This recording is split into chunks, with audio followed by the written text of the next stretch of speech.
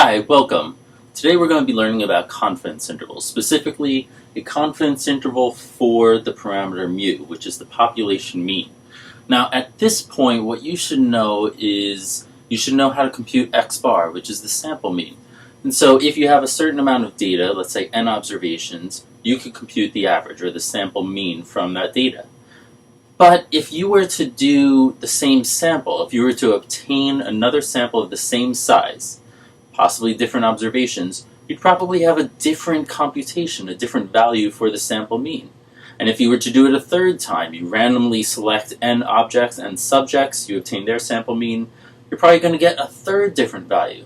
So if x bar is an estimate for mu, but it changes with each sample, then there's got to be a better way of estimating this parameter mu. And that's what an interval estimate, a confidence interval is. It is an interval estimate which represents the range of possible values with some amount of confidence that the parameter mu can take. So let me go a little bit more into this. So that was the why. The when that you might use this is if you want a better estimate than just simply a single value. The how goes with this formula here towards the bottom of the board. You've got the sample mean plus or minus some amount of error that you're willing to accept.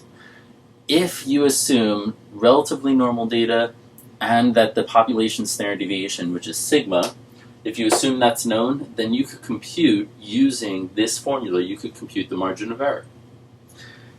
At this point, what you should think about is that x bar is computed from the sample.